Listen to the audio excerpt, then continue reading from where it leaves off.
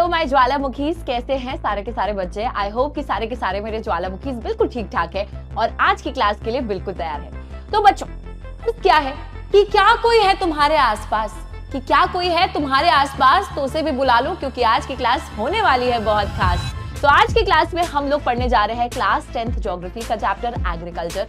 बहुत ही प्यारा चैप्टर है और आप सभी को पता है बच्चों कि हमारे देश में ज्यादातर लोग एग्रीकल्चर एंड रिलेटेड सेक्टर यानी कि प्राइमरी सेक्टर में काम करते हैं, बट बहुत सारी डिफिकल्टीज भी उस सेक्टर में लोग फेस करते हैं। एक बहुत मेजर डिफिकल्टी की बात तो हमने sectors of the Indian economy में भी करी थी कि प्राइमरी सेक्टर में इतनी सारी जनता होने के बावजूद वो प्राइमरी सेक्टर ज्यादा प्रोडक्टिविटी क्यों नहीं कर पाता है।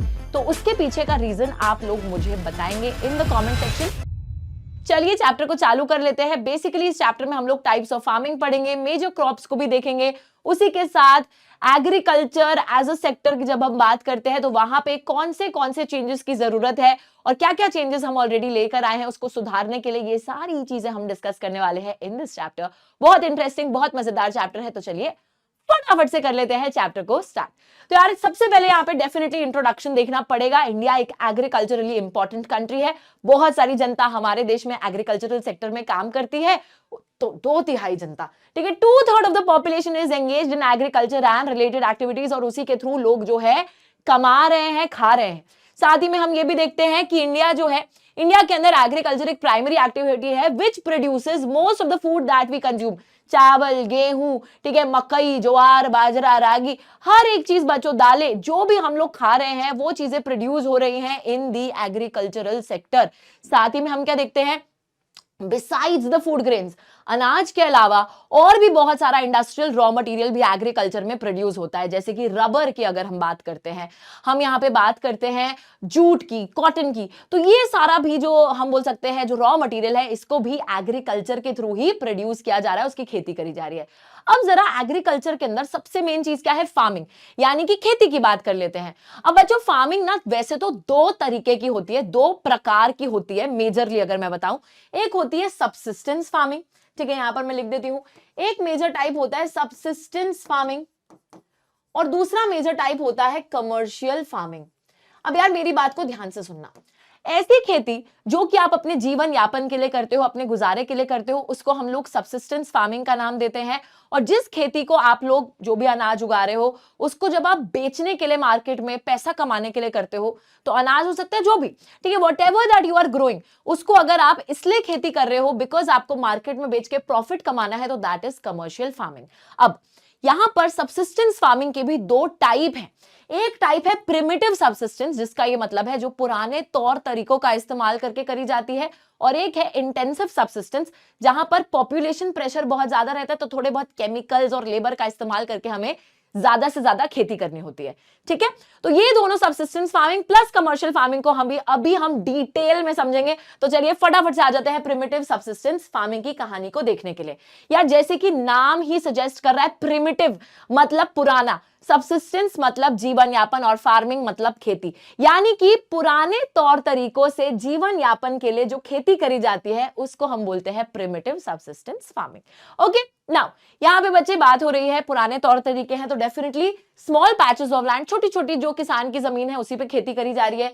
प्रिमिटिव टूल्स, पुराने टूल्स जो हम बोल सकते हैं बच्चों टूल्स इक्विपमेंट्स है खेती करने के लिए, हो दाव, डिगिंग स्टिक वगैरह, जिससे कि आप क्या करते हो, एक तरीके से सॉइल को टर्न करने के लिए यूज करते हो, या फिर एक तरीके से खोदने के लिए जो है सॉइल को इस्तेमाल करते हैं। तो वो सारे जो टूल्स है पुराने टूल्स इक्विपमेंट्स का यहाँ पे इस्तेमाल होता है, कोई नई टेक्नोलॉजी को यूज नहीं करा जा रहा। Along with that family community labour की मदद ली जाती है। ऐसा नहीं है कि लेबर को बाहर से कहीं से बुलाया जा रहा है, अपने ही घर के लोग हैं, आ जाओ भाई काम कर लें, या फिर आस पड़ोस के जो लोग हैं उन्हीं की मदद ली जाती है खेती करने के लिए। Along with that depends upon the monsoon, natural fertility of the soil and suitability of other environmental conditions for the crops to grow. अब यार यहां पर ना आप कोई इरिगेशन का इस्तेमाल नहीं कर रहे, आप अपने खेत पे पानी पड़ने के लिए you are dependent on Indradev कि आइए प्लीज बारिश करा दीजिए, जब बारिश होगी तो उससे जो है हमारे क्रॉप्स को पानी मिल जाएगा। उसी के साथ आप यहाँ पे और भी चीजों पे निर्भर हो, आप एक तो नेचुरल मॉनसून पे निर्भर हो कि जब बारिश होगी तब पानी मिलेगा।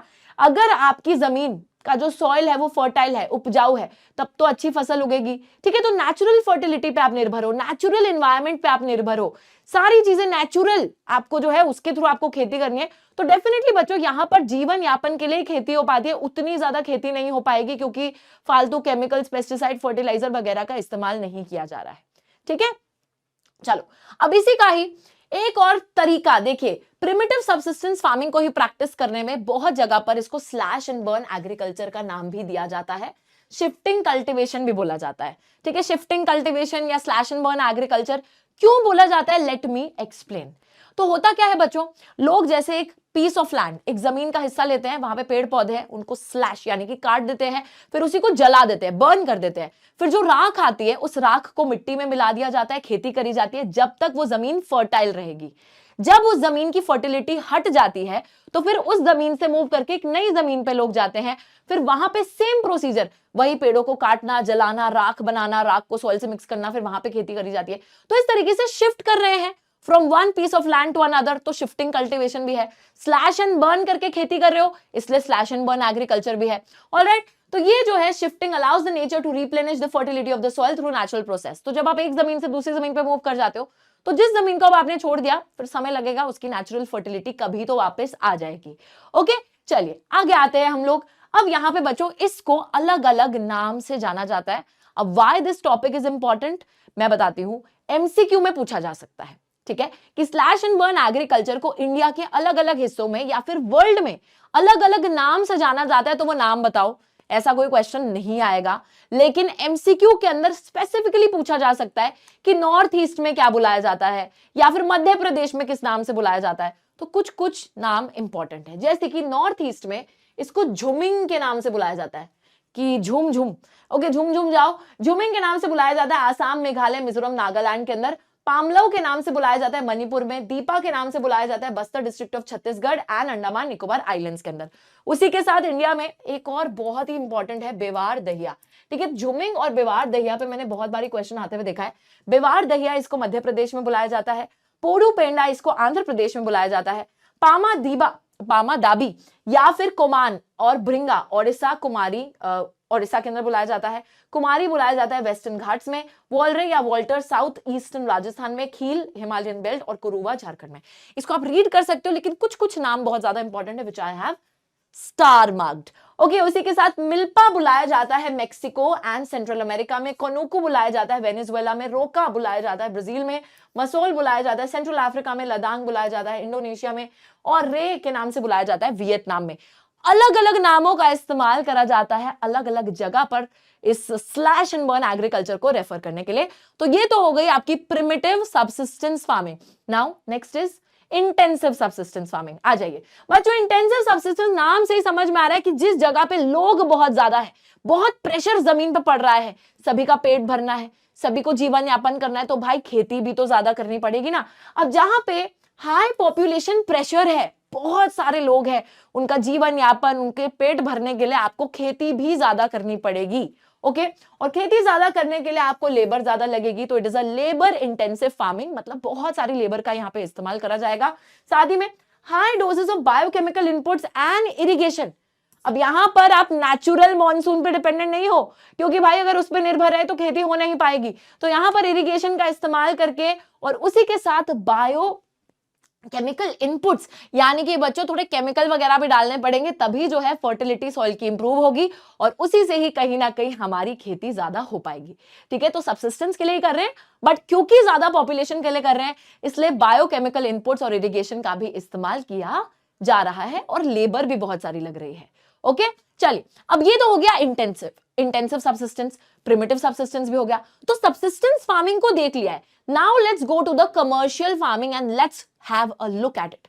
कमर्शियल फार्मिंग की अगर मैं बात करती हूं, मैंने आपको स्पेसिफिकली बता दिया था कि कमर्शियल फार्मिंग होती क्यों है, मार्केट में बेचकर प्रॉफिट कमाने के लिए। अब यार सोचो, तुम्हें कोई भी चीज मार्केट में बेचनी है, प्रॉफिट कमाना है अगर उससे, तो उस चीज को ज्यादा से ज्यादा प्रोड्यूस करना होगा, ज्यादा प्रोडक्शन होगी, तभी तो उसको बेचकर आप ज्यादा पैसा कमाओगे ना। तो यहां पे कोशिश करी जाती है कि जितनी ज्यादा प्रोडक्शन हो सके उतनी ज्यादा हम खेती कर दें। Involves the use of higher doses of modern inputs. तो मॉडर्न इनपुट्स का इस्तेमाल करा जाता है, जैसे कि high yielding variety seeds, HYV seeds, chemical fertilisers, insecticides, pesticides, in order to obtain higher productivity.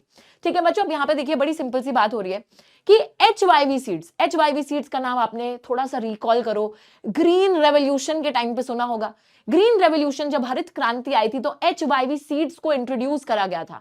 HYV seeds क्या करते हैं, जैसे कि अगर एक क्रॉप है, उस क्रॉप पे सपोज इससे पहले 3 अनाज के दाने आते थे, लेकिन अगर आप HYV सीड से खेती करोगे तो उसी सेम क्रॉप पे ज्यादा जो है आप ग्रेन्स प्रोड्यूस कर पाओगे, तो इससे जो उपज है, जो यील्ड है वो बढ़ जाएगी। तो HYV सीड्स का इस्तेमाल करना ट्रेडिशनल सीड्स की जगह पर, उसी के साथ फर्टिलाइजर जिससे कि सॉइल फर्टिलिटी को बढ़ा सके, साथ ही में पेस्टिसाइड्स, इंसेक्टिसाइड्स, कीटनाशक वगैरह ताकि फसल खराब ना हो। तो ये सारी चीजों का जितना केमिकल वगैरह भाई मिल रहा है सबका इस्तेमाल कर लिया जाएगा ताकि ज्यादा से ज्यादा प्रोडक्शन हम लोग अचीव कर सके और फिर उसे बेचकर पैसा ही पैसा आ सके। Now degree of commercialisation of agriculture varies from one region to another. बच्चों इसका क्या मतलब है, कहीं पर जैसे चावल है, चावल आप पंजाब हरियाणा में देखोगे चावल की खेती क्यों हो रही है, कमर्शियल पर्पसेस के लिए हो रही है कि चावल उगाया इसलिए जा रहा है कि इसको बेचकर पैसा कमाए। बट वहीं पर ओडिशा के अंदर चावल की खेती क्यों होती है, ताकि लोग वहां पे चावल खाएं, जीवन यापन अपना कर सके। तो चावल, राइस जो पंजाब हरियाणा में एक कमर्शियल क्रॉप है, वही राइस ओडिशा में एक सबसिस्टेंस क्रॉप है। तो इसलिए बोला गया है कि डिग्री ऑफ कमर्शियलाइजेशन वेरी करता है, डिफरेंट रहता है। कोई एक क्रॉप कहीं पे कमर्शियल क्रॉप हो सकता है, दूसरी जगह पर सबसिस्टेंस क्रॉप भी हो सकता है। अब बच्चों जैसे सबसिस्टेंस फार्मिंग में 2 प्रकार की फार्मिंग आपने देखी, प्रिमिटिव और इंटेंसिव, ऐसे ही कमर्शियल फार्मिंग में भी एक प्रकार की फार्मिंग मैं आपको दिखाऊंगी, वो है प्लांटेशन फार्मिंग। प्लांटेशन क्या होता है, बहुत बारी आपने शब्द सुना होगा, प्लांटेशन का मतलब क्या होता है कि एक ही खेत पर जब आप एक ही क्रॉप की खेती कर देते हो तो that is known as a plantation. चाय की प्लांटेशंस, बनाना प्लांटेशंस, ये सारी प्लांटेशंस में क्रॉप्स को उगाया जाता है। Now plantation farming is also a type of commercial farming. देखिए सिंगल क्रॉप को जब एक लार्ज एरिया में ग्रो करा जाता है उसको प्लांटेशन बोलते हैं। कैपिटल इंटेंसिव है, माइग्रेंट लेबर को बुलाया जाता है। कैपिटल इंटेंसिव, बहुत सारा पैसा लगाकर आप खेती करते हो, और लेबर भी ऐसे नहीं कि घर वर से बुला लोगे, लेबर बच्चों माइग्रेट करके किसी दूसरे एरिया से उठ के लेबर आ रही है काम करने के लिए, स्पेशली खेतों में। जैसे आसाम के अंदर चाय की खेती होती है तो वहां पे बहुत सारी लेबर इंडिया के दूसरे हिस्सों से उठ के जाती है काम करने के लिए, माइग्रेट करके अपना घर बार छोड़ के जाते हैं। ठीक है, साथ ही में produce is used as a raw material in the industries. तो जो भी आप प्रोड्यूस कर रहे हो सामान, उसको फिर इंडस्ट्री में इस्तेमाल करा जाएगा फॉर फर्दर प्रोडक्शन। साथ ही में आसाम के अंदर जैसे टी, और नॉर्थ बंगाल में, साथ ही में कर्नाटक में कॉफी, ये सारे एग्जांपल्स हैं आपके प्लांटेशन एग्रीकल्चर के। Well developed network of transport communication is also needed. तो ये जितना भी आप प्रोडक्शन कर रहे हो, ट्रांसपोर्टेशन कम्युनिकेशन के थ्रू आप जो है उसको इंडस्ट्रीज तक पहुंचा दो, तो अच्छा खासा नेटवर्क उसका भी चाहिए। ठीक है, कि हमारा ये लोड करके सामान उधर तक पहुंचा दो। ओके, तो ये हो गया प्लांटेशन एग्रीकल्चर। अब बच्चों मेरी बात को ध्यान से सुनिएगा, ये वाला जो टॉपिक था this was the very first topic. तो एक फेज इस चैप्टर का हम कंप्लीट कर चुके हैं। इस पे सवाल बन सकता है कुछ भी, या तो डिफरेंस पूछ लेंगे, प्रिमिटिव इंटेंसिव में बता दो, इंटेंसिव कमर्शियल में बता दो, या प्लांटेशन फार्मिंग के फीचर्स बता दो, प्रिमिटिव के फीचर्स बता दो, इंटेंसिव के फीचर्स बता दो, कुछ भी पूछ सकते हैं। और ये क्वेश्चन बहुत बारी आते हुए एग्जाम में दिखा है कि या तो किसी स्पेसिफिक टाइप ऑफ फार्मिंग के फीचर्स पूछे जाएंगे या किसी 2 फार्मिंग के बीच में डिफरेंस पूछा जाएगा। तो यार आप अच्छे से प्रिपेयर कर लो इस टॉपिक को, बहुत सिंपल है। अगर ये दिमाग में बस गया है तो इजीली आंसर आप एग्जाम में लिख सकते हो। ठीक है, चलिए अब एक नेक्स्ट टॉपिक पर हम चलेंगे जो कि है हमारे क्रॉपिंग सीजन या क्रॉपिंग पैटर्न पर।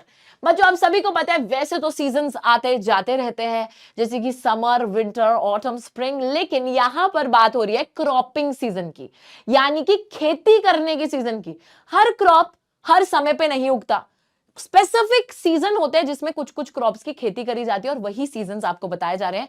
तो अगर क्रॉपिंग पैटर्न की मैं बात करूं, there are 3 seasons, kharif, rabi and zaid. ठीक है, कब से कब तक होते हैं, सबसे पहले देखते हैं।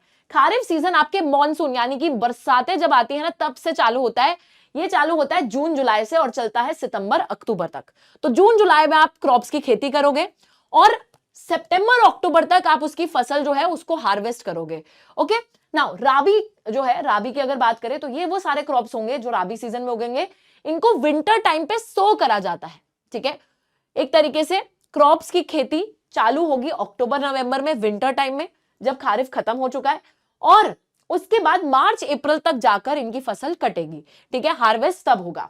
अब मार्च अप्रैल से ही जैद सीजन चालू होगा और मई जून तक ही चलेगा, फिर से खारिफ, फिर राबी, फिर जैद, ऐसे करके ये 3 सीजन के थ्रू खेती करी जाती है। नाउ खारिफ सीजन में कौन कौन से क्रॉप्स की खेती करी जाती है? पैडी यानी कि चावल, मेज यानी कि बच्चों आपकी मकई, और ज्वार, बाजरा, तूर की दाल, मूंग दाल, उड़द दाल, कॉटन, जूट, आपकी मूंगफली यानी कि ग्राउंडनट, सोयाबीन। तो ये सारे क्रॉप्स हैं जो खारिफ सीजन में उगाए जाते हैं। दैट मींस इनकी खेती जून जुलाई से लेकर सितंबर अक्टूबर तक होती है। अब देखो यहां पे इरिगेशन, पानी कैसे मिल रहा है इन क्रॉप्स को? भाई खुद से, प्रकृति से पानी मिल रहा है। रेनफॉल आ रही है इतनी सारी, तो वो सारी रेनफॉल आके बरस जाती है और इन क्रॉप्स को पानी दे देती है।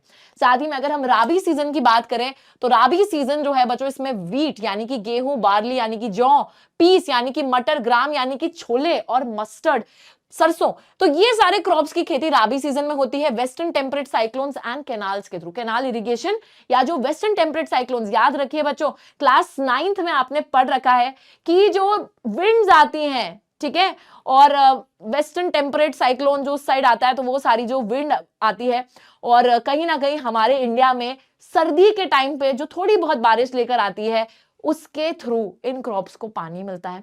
अलॉन्ग विद दैट अब आएगा जैद। जैद सीजन आपकी जो है छुट्टियों के टाइम पर आता है, मार्च अप्रैल से लेकर मई जून तक। Watermelon, musk melon, cucumber, vegetables, fodder crops जो चारा चरवाने के काम आते हैं, शुगर केन यानी कि आपका गन्ना, ये सारे क्रॉप्स की खेती जैद सीजन में होती है। तो यार खुद ही सोचो, गर्मी का जब मौसम आता है, छुट्टियां आती हैं, यही सब जो तरबूज है, खरबूजा है, खीरा है, ये सारे क्रॉप्स खा रहे होते हो ना आप, ये सब चीजें। तो भाई प्राइवेट सोर्स ऑफ इरिगेशन, तो यहाँ पर आप किसी भी चीज से इरिगेशन कर सकते हो खुद से, जैसे आपने कोई ट्यूबवेल लगा रखा है, हैंड पंप लगा रखा है, ठीक है, व्हाटएवर, किसी भी सोर्स से आप यहाँ पर इरिगेशन कर सकते हो। ओके, चलिए अब जरा आ जाते हैं आगे और अब बात कर लेते हैं हमारे मेजर क्रॉप्स की। और मेजर क्रॉप्स में सबसे पहले बच्चों we'll talk about 5 major crops जो कि हमारे ग्रेन्स यानी कि अनाज है। Okay, food crops which are grains यानी कि अनाज are 5 major crops. Let's talk about them. इसके अंदर आपका राइस के साथ व्हीट के साथ मिलेट्स के साथ मेज के साथ पल्सेस। तो these are the 5 major food crops which are grains. सबसे पहले लेट्स टॉक अबाउट राइस। और मैं आपको बच्चों ये बात आज खुलासा कर देना चाहती हूं कि बार बार अगर किसी क्रॉप पे सवाल आता हुआ दिखा है तो दैट इज राइस, चावल। कितने लोगों को चावल पसंद है? Let me know in the comment section. चावल की अगर मैं बात करूं, स्टेपल फूड क्रॉप है, मतलब बच्चों बहुत सारे लोग भारत देश में जो रहते हैं उनका स्टेपल क्रॉप है, वो लोग दिन रात एक उनकी डेली डाइट का हिस्सा है चावल, ठीक है, खाते रहते हैं वो चावल हर चीज के साथ। और साथ ही में हम देखते हैं सेकेंड लार्जेस्ट प्रोड्यूसर है इंडिया चाइना के बाद में चावल का, तो चाइना नंबर 1 पे प्रोडक्शन करता है चावल का, हम दूसरे नंबर पे आते हैं। खारिफ क्रॉप है, खारिफ सीजन में खेती करी जाती है। 25 डिग्री से ऊपर तापमान, हाई ह्यूमिडिटी, मॉइस्चर एयर में, उसी के साथ रेनफॉल अबव 100 सेंटीमीटर चावल को चाहिए होता है अच्छे से उगने के लिए। Grown with irrigation in low rainfall areas also. देखो यार, जहां पर ज्यादा पानी नहीं भी होता वहां पर भी इरिगेशन की मदद से उगा दिया जाता है चावल, ठीक है। मेजर रीजन चावल उगाने के कौन से हैं जहां चावल की खेती होती है? नॉर्थ नदर्न प्लेन्स और नॉर्थ ईस्टर्न प्लेन्स जो है वहां पर, उसी के साथ कोस्टल एरियाज जो हमारे होते हैं समुद्री तट के किनारे, और डेल्टा रीजन्स जहां पर एक तरीके से नदियां जो है समुद्र से मिलती हैं, तो डेल्टा रीजन पर भी चावल की बहुत सारी खेती होती है, क्योंकि देखो उन सभी जगहों पे पानी बहुत है और जहां पानी बहुत है वहां चावल जो है उग रहा है। अब बच्चों चावल के क्रॉप को अगर आपको लर्न करना है तो I have a trick for you. क्या ट्रिक है? ट्रिक याद रखनी पड़ेगी, ठीक है, ट्रिक नहीं भूल सकते। ट्रिक है, क्या 25 से 100% चेंज दिखा? क्या 25 से 100% चेंज दिखा क्या तुम्हें? तो यहां पे बच्चों आप क्या लर्न कर रहे हो कि चावल एक खारिफ क्रॉप है, 25 डिग्री से ऊपर टेम्परेचर चाहिए, 100 सेंटीमीटर से ऊपर रेनफॉल चाहिए, plains of north east India, उसी के साथ कोस्टल रीजन्स और डेल्टाइक रीजन्स, ये 3 मेजर रीजन्स हैं जहां चावल उगता है। और ये टेम्परेचर, रेनफॉल और खारिफ किस तरीके का क्रॉप है, ये पूरा चावल आप इसके थ्रू लर्न कर सकते हो। This is a trick to learn rice as a crop. Okay, तो ये ट्रिक्स आप खुद भी बना सकते हो, लेकिन मैंने आपको कुछ क्रॉप्स की प्रोवाइड करी है, जैसे कि मैंने व्हीट की भी ट्रिक प्रोवाइड करी है। व्हीट पे आती हूं, second most important cereal crop है हमारी इंडिया में। Main food crop north western India में। यार देखो, चावल जो लोग हैं ईस्ट में ज्यादा खाते हैं, बट अगर हम north India, north west India की बात करें, यहाँ पे लोग गेहूं का सेवन ज्यादा करते हैं। राबी क्रॉप है ये, This is the Rabi crop. Requires a cool growing season, bright sunshine at the ripening time and 50 to 75 centimeter evenly distributed rainfall. ठंडक चाहिए उगते time, bright sunshine at the ripening time, मतलब जब ये क्रॉप पक रहा है तब इसको धूप चाहिए, ब्राइट एकदम सनशाइन आनी चाहिए। उसी के साथ 50 to 75 centimetre of evenly distributed rainfall, बराबर मात्रा में रेनफॉल जो है इतनी इतनी मिलनी चाहिए। Two major wheat growing zone कौन से हैं? गंगा सतलुज प्लेन और ब्लैक सॉइल रीजन जो है डेक्कन एरिया का, डेक्कन ट्रैप वाला, वहां पर व्हीट की बहुत अच्छे से खेती होती है। मेजर प्रोड्यूसिंग स्टेट्स अगर आप देखो, पंजाब, हरियाणा, यूपी, एमपी, बिहार और राजस्थान, इन सभी स्टेट्स में व्हीट की खेती होती है ज्यादातर। Guys you can see all these areas are the northern plains, जहां पे ज्यादा खाया भी जा रहा है वहां पे उगाया भी जा रहा है। ओके, सो स्टेट्स की अगर मैं बात करूं गाइस, 3 से 4 स्टेट्स लर्न कर लेना हर क्रॉप के, इफ पॉसिबल कर लीजिएगा, ठीक है। थोड़े थोड़े बता दूंगी कौन से इंपॉर्टेंट क्रॉप्स है, उनके लर्न कर लेना। चलो अब इसकी ट्रिक क्या है? रिया कुक्ड, कुक तो आपको भी करना है गाइस एग्जाम में, ठीक है, you have to cook in the exams. हम लोग देखेंगे Riya cooked 50 to 75 gulab jamun beautifully. अब ऑल्दो आई नो कि इस सेंटेंस का ज्यादा सेंस नहीं है, बट अभी आपको इसका सेंस समझ में आएगा। रिया का मतलब है आर से मतलब कि हम बात कर रहे हैं राबी क्रॉप की। व्हीट एक राबी क्रॉप है। सी का यहां पे मतलब है कि it requires a cool growing season, ठीक है, कूल ग्रोइंग सीजन चाहिए।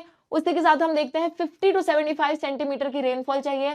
गुलाब जामुन से यहाँ पे हमारा मतलब है गंगा सतलुज प्लेन और black soil region of the Deccan, ठीक है। तो ये सारी ट्रिक है जिससे कि आप पूरा, अगर आपको ट्रिक याद होगी तो आप व्हीट के ऊपर अगर क्वेश्चन आ गया तो पूरा आंसर लिख डालोगे। ऑलराइट, मतलब कि rabi crop, cool growing season, 50 to 75 centimetre of rainfall, यहाँ पे गंगा सतलुज प्लेन और ब्लैक सॉइल रीजन में ये उगता है।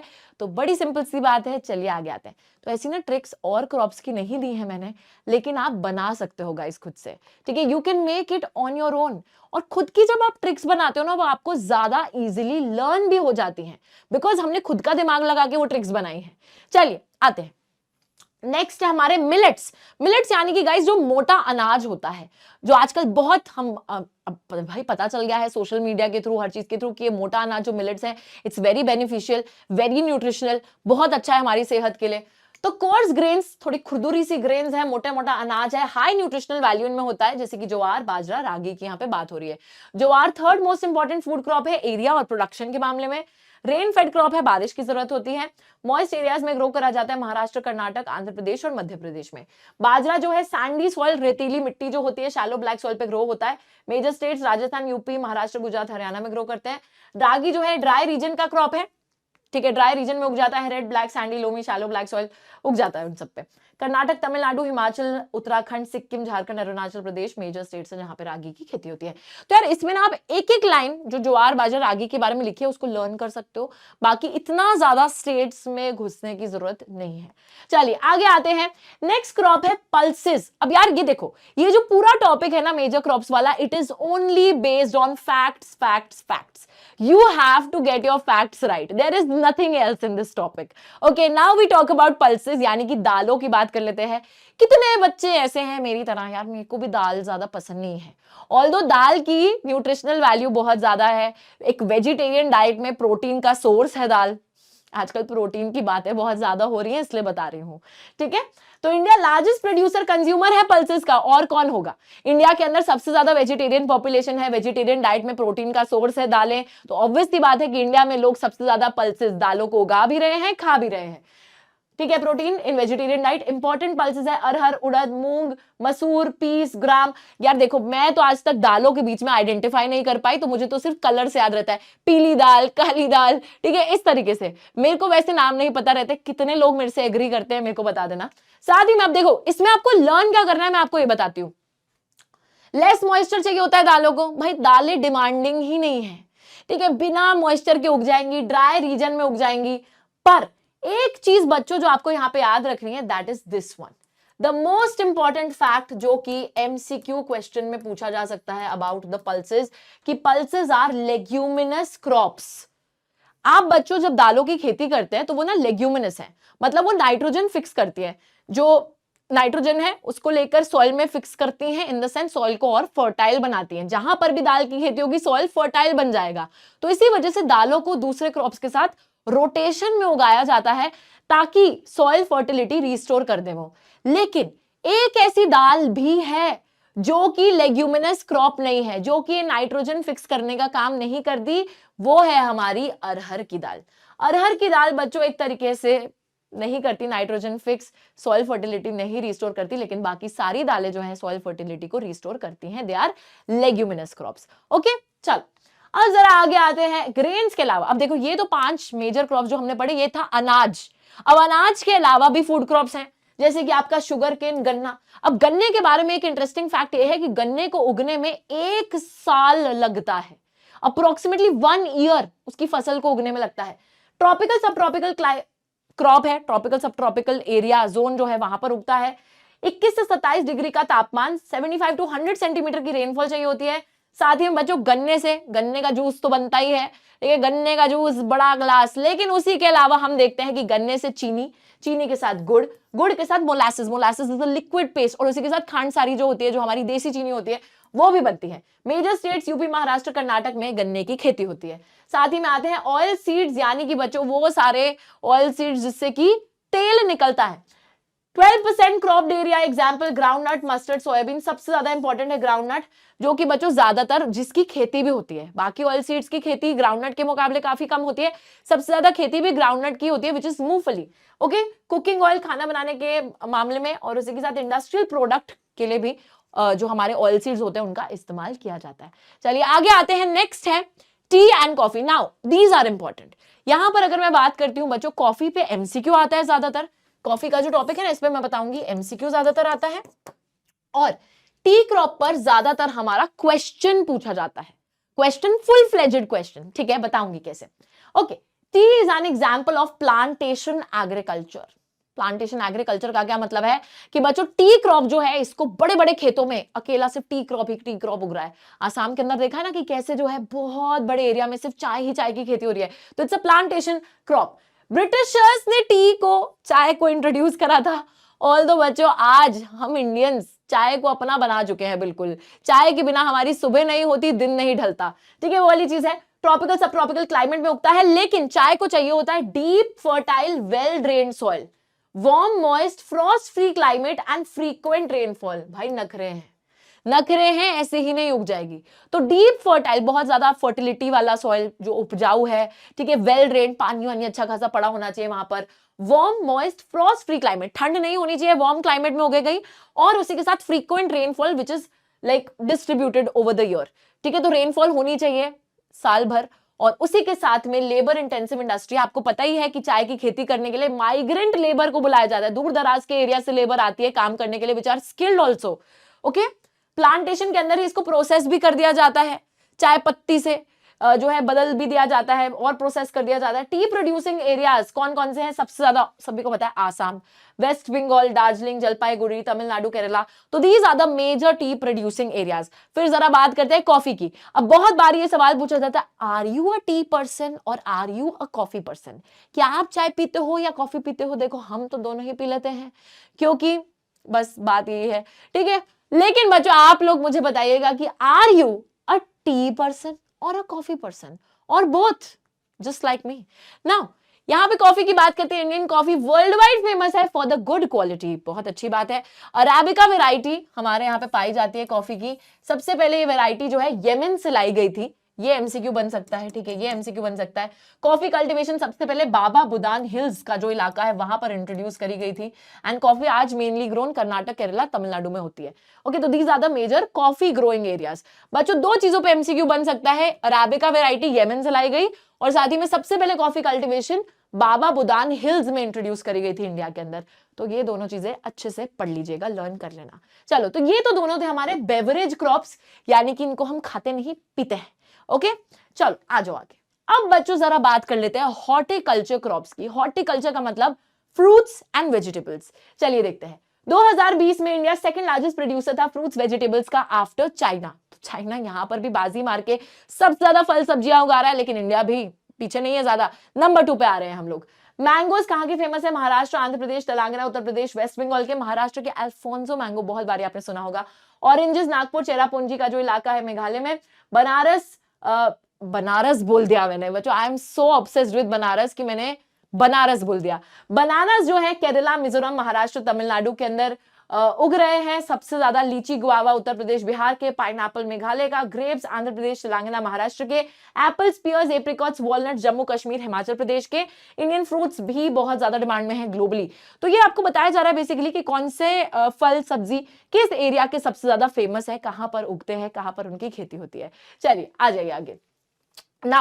नाउ बच्चों we have actually covered food crops, all the food crops जितने खा लेते हैं हम क्रॉप्स सब हमने कवर कर दिए, चाहे वो अनाज हो, चाहे वो अनाज के अलावा हो, चाहे वो पीने के लिए हम इस्तेमाल करते हो, सारी चीजें हम कवर कर चुके हैं। Now we come to the non food crops, यानी कि ऐसे क्रॉप्स जिन्हें हम खाते नहीं है बल्कि जिन्हें हम इंडस्ट्री में रॉ मटेरियल की तरह देते हैं और फिर इंडस्ट्री उनसे कुछ और बनाती है। जैसे कि यहाँ पे सबसे पहले आ गया रबर। रबर एक इक्वेटोरियल क्रॉप है जो इक्वेटर के पास रीजन है वहां पर उगता है, लेकिन ट्रॉपिकल सब ट्रॉपिकल रीजन में भी उग जाता है अंडर स्पेशल कंडीशंस। ठीक है, दूसरे एरियाज में भी उग जाता है स्पेशल कंडीशंस के तहत। मॉइस्ट ह्यूमिड क्लाइमेट चाहिए, बहुत ज्यादा बरसात चाहिए भाई, 200 सेंटीमीटर से ऊपर, 25 डिग्री से ऊपर तापमान, गर्मी और बहुत सारी बारिश। वही तो इक्वेटोरियल क्रॉप है, तो गर्मी तो चाहिए ही चाहिए। साथ ही में रबर एक इंपॉर्टेंट इंडस्ट्रियल रॉ मटेरियल है, इंडस्ट्रीज में इस्तेमाल करा जाता है कच्चे सामग्री की तरह। केरला, तमिलनाडु, कर्नाटक, अंडमान निकोबार आइलैंड्स, गारो हिल्स, ये सारे मेजर रबर प्रोड्यूसिंग एरियाज हैं। ऑल फैक्ट्स, ओके, ट्रिक लगाओ, पढ़ लो। नेक्स्ट है फाइबर क्रॉप्स। बच्चों इसी नॉन फूड में ही फाइबर यानी कि जिनसे कपड़ा बनता है, तो cotton, jute, hemp and silk, ये 4 फाइबर क्रॉप्स जिनको हम आइडेंटिफाई करते हैं इंडिया में जो उगते हैं। देखिए कॉटन और जूट की तो अभी हम बात करेंगे, साथ ही में हेम्प की भी खेती करी जाती है, और उसी के साथ सिल्क की अगर बात करें, सिल्क की खेती नहीं करी जाती। तो सिल्क पाया कैसे जाता है, सिल्क कैसे पाया जाता है, चलिए देखिए। cocoons of the silkworms that are fed on green leaves, especially mulberry. तो silkworm बच्चों basically is obtain from cocoons of the silkworm. silkworm basically green leaves पे फीड करते हैं, मलबरी लीव्स पे, और फिर वो अपने चारों तरफ एक कुकून बनाते हैं, और फिर उसी कुकून से ही जो है सिल्क बनाया जाता है। ठीक है, तो यही सिल्क वॉर्म्स को जब आप रियर करते हो, उनको जब आप मलबरी लीव्स पे फीड कराते हो ताकि वो कुकून बनाए, इसी प्रोसेस को सेरीकल्चर बोला जाता है, क्योंकि इसी के थ्रू सिल्क ऑब्टेन किया जाता है। ठीक है, चलो आगे आ जाओ। कॉटन एंड ऑल्सो जूट, दोनों की बात करेंगे। India original home cotton plant का माना जाता है, मतलब कि इंडिया में ही कॉटन की खेती सबसे पहले चालू हुई थी, ऐसा तो हम मान रहे हैं। उसके साथ इंपॉर्टेंट रॉ मटेरियल है हमारी कॉटन की, जो टेक्सटाइल इंडस्ट्री है, कॉटन से जो कपड़े बनाने वाली इंडस्ट्री है उसके लिए। साथ ही में second largest producer again after China, यहां पर भी बच्चों चाइना नंबर 1 पे है, we are at number 2। Black cotton soil सभी को पता है, डेक्कन प्लेट्यू का जो रीजन है, काली मिट्टी जहां पाई जाती है वहां पे हमारा गोरा कॉटन उगता है। Requires high temperature, light rainfall, irrigation, 210 Frost free days and bright sunshine. तो ये सारा क्लाइमेट चाहिए, तापमान ज्यादा, बहुत कम रेनफॉल, इरिगेशन, ठीक है, उसी के साथ 210 फ्रॉस्ट फ्री डेज, बिना ठंड के दिन चाहिए भाई 210, और बहुत ब्राइट सनशाइन, ठीक है, तेज जो है धूप चाहिए। खारिफ क्रॉप है ये, बहुत इंपॉर्टेंट खारिफ क्रॉप है, ये याद रखिएगा। 6 से 8 महीने लगते हैं फॉर इट टू मेच्योर, मतलब फुल्ली पक जाने में क्रॉप को। कॉटन प्रोड्यूसिंग स्टेट्स वही बच्चों ब्लैक सॉइल रीजन वाले, महाराष्ट्र, गुजरात, एमपी, कर्नाटक, इतना भी ध्यान रखोगे तो काफी है। Extra Andhra Pradesh, Telangana, Tamil Nadu, Punjab, Haryana, UP. तो आंध्र प्रदेश, तेलंगाना, तमिलनाडु, पंजाब, हरियाणा, यूपी में भी कॉटन की खेती हो जाती है, बट आप ब्लैक सॉइल रीजन के ही स्टेट्स को याद रखना, that is the most important. Okay, चलिए आगे आते हैं। जूट, जूट को गोल्डन फाइबर की तरह जाना जाता है, क्योंकि बच्चों जैसे वो लड़कियां अपने बाल गोल्डन करा लेती है ना, वैसे ही जूट दिखता भी है। तो it is known as the golden fibre, grows well drained, fertile, flood plain soil में। तो बंगाल का जो इलाका है जहां बाढ़ आती है, फ्लड प्लेन वाला जो एरिया है, वहां पे वेल ड्रेन्ड, बहुत पानी वाले मिट्टी में जूट की खेती होती है। High temperature soil renewed by flood every year, तो मिट्टी जो है हर साल बाढ़ आने से रेन्यू हो रही है, वापस से बन रही है। हाई टेम्परेचर जहां है, जूट प्रोड्यूसिंग स्टेट्स हो गए West Bengal, Bihar, Assam, Odisha, Meghalaya. Gunny bags, आपके जो बोरे बनते हैं जूट से, मैट बनाना, रोप जो रस्सी बनती है ना, टग ऑफ वॉर खेलते हो ना, साथ ही में यान बनाना, धागा बनाना, हैंडीक्राफ्ट, दूसरी जूट से बहुत सारी चीजें बनती हैं, बैग वगैरह बना देते हैं। तो इस तरीके से बच्चों बहुत सारी चीजों के लिए जूट का इस्तेमाल किया जाता है, और इसी के साथ हमारे मेजर क्रॉप्स हो जाते हैं कंप्लीट। तो यहां पर yes, everybody loves this, everybody loves कि मैम एक बार ही हमें रिकैप दे दो। तो यस, यहां पर बच्चों एक बार रिकैप ले लेते हैं। अभी तक हमने टाइप्स ऑफ फार्मिंग और मेजर क्रॉप्स की बात करी है, जल्दी से समझ लेते हैं क्या है ये सारी चीजें। टाइप्स ऑफ फार्मिंग में हमने देखा था कि खेती दो प्रकार की होती है, एक जो कि आप जीवन यापन के लिए करते हो, सब्सिस्टेंस के लिए करते हो, और दूसरी जो कि आप मार्केट में बेचकर प्रॉफिट कमाने के लिए करते हो, which is commercial farming. Now subsistence farming में भी प्रिमिटिव और इंटेंसिव की हमने बात करी। प्रिमिटिव मतलब पुराने तौर तरीकों से फैमिली या कम्युनिटी लेबर की मदद लेकर स्मॉल पीस ऑफ लैंड पर खेती कर रहे हो, पुराने टूल्स इक्विपमेंट्स की मदद ले रहे हो, नेचुरल फर्टिलिटी रेनफॉल पे निर्भर हो आप, हो जाएगा भाई, भगवान भरोसे हैं हम। साथ ही में intensive subsistence, high population pressure रहता है, हम लोग क्या करते हैं बायोकेमिकल इनपुट्स का भी इस्तेमाल करते हैं, लेबर इंटेंसिव भी होता है, बहुत सारी लेबर का भी इस्तेमाल करना पड़ता है ज्यादा प्रोडक्शन करने के लिए। फिर बात आती है कमर्शियल फार्मिंग की। कमर्शियल फार्मिंग में HYV सीड्स, फर्टिलाइजर, पेस्टिसाइड सब लगा देते हैं भाई कि जितनी ज्यादा प्रोडक्शन हो सके उतनी हो जाए। ओके, HYV सीड्स का भी यहां पर मैंने आपको इस्तेमाल बता दिया था कि कैसे HYV सीड्स क्या करती हैं। उसी के साथ कमर्शियल फार्मिंग का ही एक प्रकार है प्लांटेशन एग्रीकल्चर, जहां पे एक बड़े से खेत पर एक सिंगल क्रॉप की खेती होती है। हम लोग देखते हैं कैपिटल इंटेंसिव है, बहुत सारा पैसा लगता है, उसी के साथ लेबर को भी बाहर से माइग्रेट करके बुलाया जाता है, और बच्चों बिल्कुल मतलब ट्रांसपोर्टेशन कम्युनिकेशन नेटवर्क चाहिए ज्यादा से ज्यादा प्रोडक्टिविटी ऑब्टेन करने के लिए।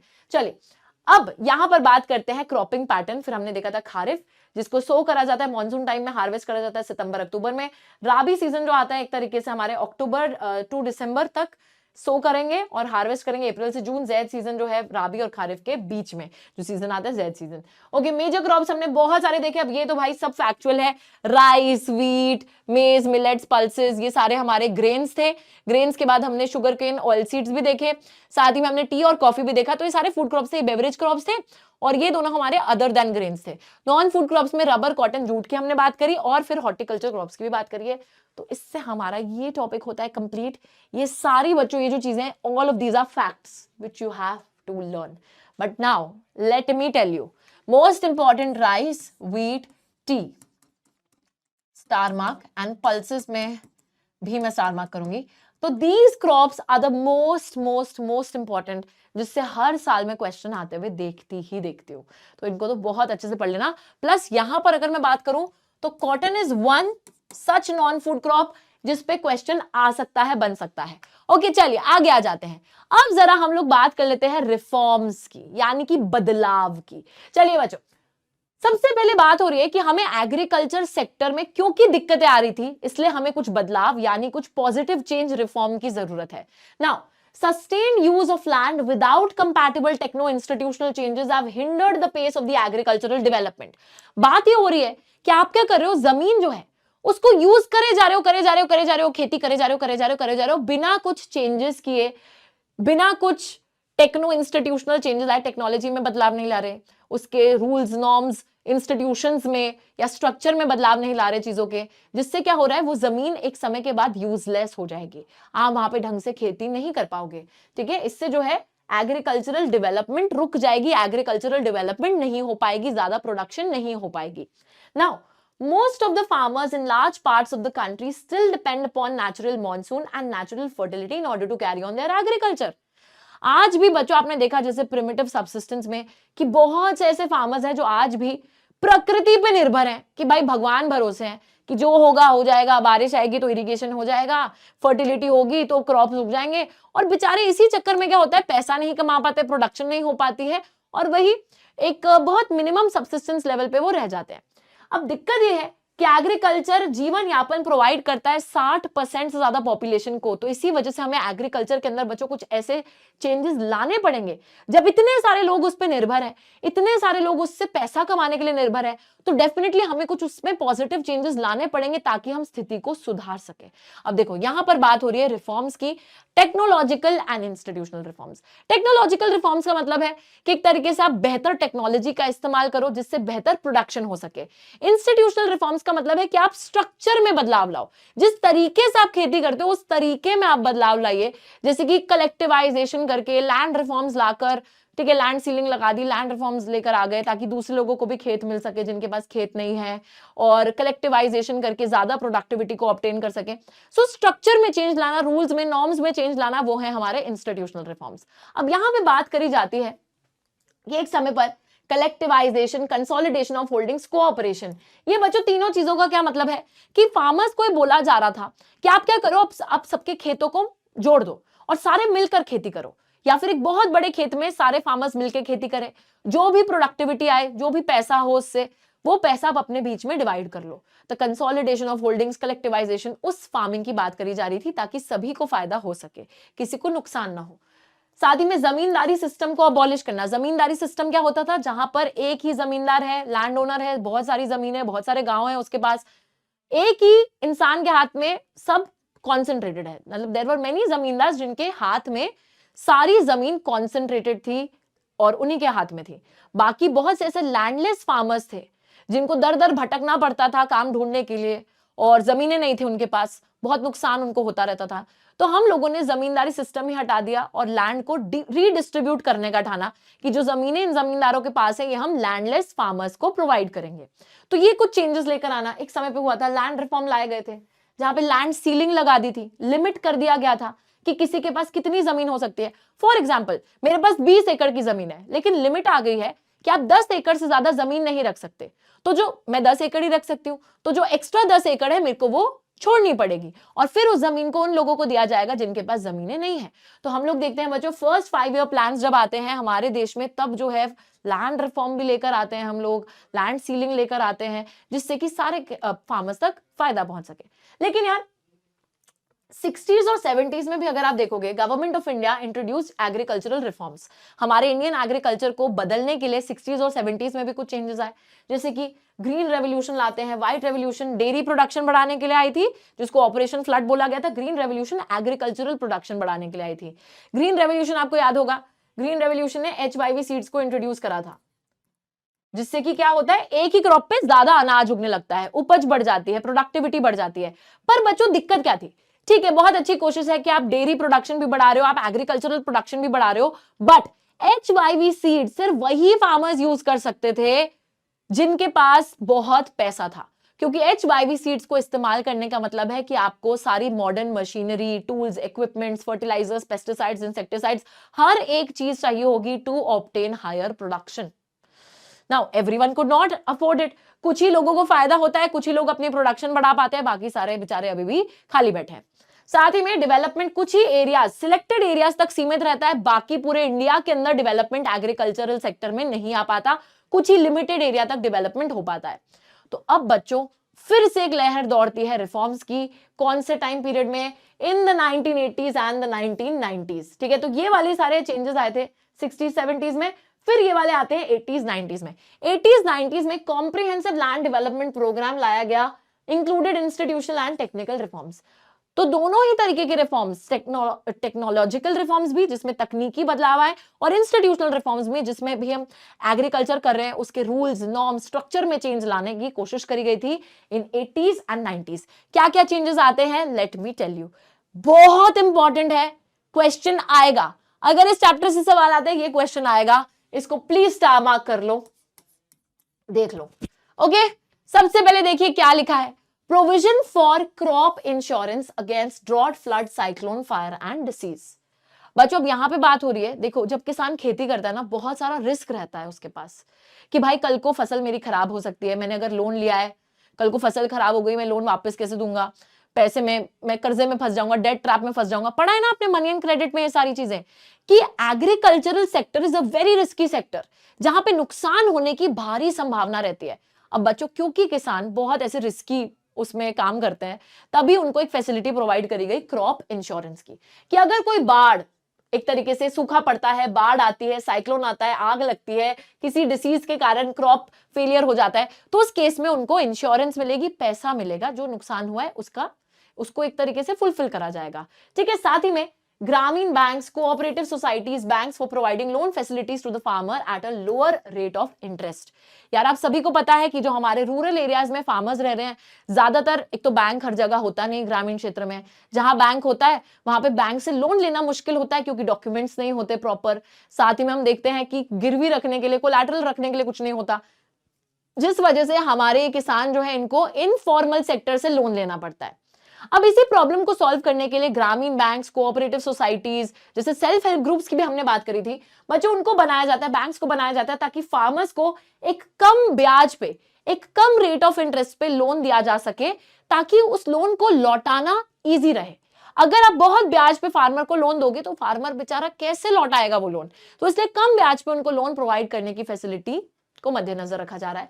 साथ ही में किसान credit card, personal accident insurance scheme, दोनों ही चीजें ऐसी हैं जिससे कि किसान को एक तरीके से लोन मिल सके at a lower rate of interest. Along with that weather bulletin, agricultural programmes चलाए गए for farmers, introduced on the radio and television, radio पर, टीवी पर एक तरीके से वेदर बुलेटिन, ताकि बच्चों किसानों को पता रहे कि जब वो खेती कर रहे हैं क्या रिस्क आ सकता है, इन्वायरमेंट मतलब प्रकृति का कुछ पता नहीं है ना कि कभी बाढ़ आ जाए, कभी सूखा पड़ जाए, क्या हो जाए, तो उन्हें पता रहे वेदर के बारे में, they should know about it कि क्या होने वाला है और उस हिसाब से वो प्लान करें खेती करना। ठीक है, तो वेदर के बारे में बताना, एग्रीकल्चरल प्रोग्राम्स जहां पे उन्हें एग्रीकल्चर के बारे में और नॉलेज देना, तो ये सब फैसिलिटीज भी प्रोवाइड करी गई। साथ ही में minimum support price, procurement price एक तरीके से हम देखते हैं यहाँ पे minimum support price. Minimum support price का क्या मतलब है? मिनिमम सपोर्ट प्राइस मींस बच्चों एमएसपी। एमएसपी का क्या मतलब है कि एक तरीके से अभी खेती चालू नहीं करी फार्मर्स ने, उससे पहले ही गवर्नमेंट ने एक प्राइस अनाउंस कर दिया है कि आपसे चावल और गेहूं हम इतने इतने रुपीस में लेंगे। फॉर एग्जाम्पल बोल दिया कि हम आपसे, ठीक है, 50 रुपए में या 40 रुपए में चावल प्रति किलो या गेहूं प्रति किलो खरीदेंगे। अब भाई फार्मर को एक इंसेंटिव मिल गया है, उनको पता चल गया कि हाँ यार गवर्नमेंट तो हमें इतना पैसा दे ही रही है, तो वो और भी खेती करेंगे, फिर वो उसे बेचेंगे। तो एक तरीके से फार्मर्स को सपोर्ट करा जा रहा है कि मार्केट में अगर नहीं भी वो अपना क्रॉप सेल कर पा रहे हैं तो at least they have a guarantee कि गवर्नमेंट तो उनसे ये क्रॉप खरीदेंगे ही खरीदेंगे एट द प्राइस जो कि गवर्नमेंट ने ऑलरेडी पहले से ही अनाउंस कर दिया है, पहले ही बता दिया है, स्पेसिफाई कर दिया कि इतने इतने दाम में हम तो खरीद ही लेंगे। ठीक है, तो उनको बेच देंगे फार्मर्स, फार्मर्स का भी भला होगा। और गवर्नमेंट बच्चों इस अनाज के साथ करेगी क्या?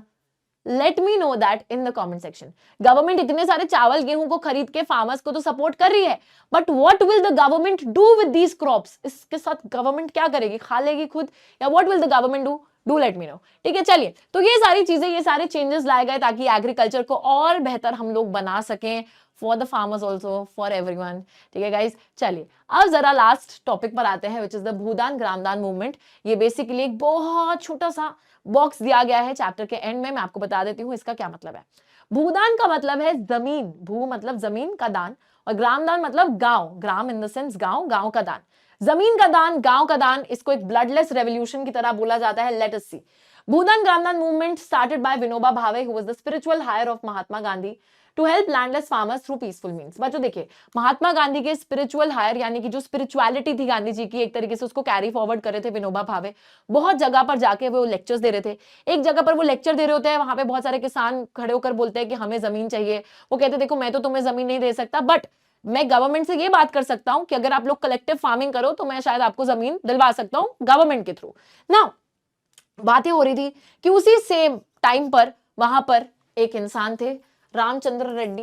वो खड़े होते हैं, श्री रामचंद्र रेड्डी वहां पे खड़े होते हैं, एंड वो 80 एकर्स ऑफ लैंड, उनके पास 80 एकड़ की जमीन थी, जिसको वो डोनेट कर देते हैं, दे देते हैं टू द लैंडलेस विलेजर्स। जिनके पास जमीन नहीं होती उनको ये 80 एकड़ ऑफ लैंड वो दे देते हैं, डोनेट कर देते हैं।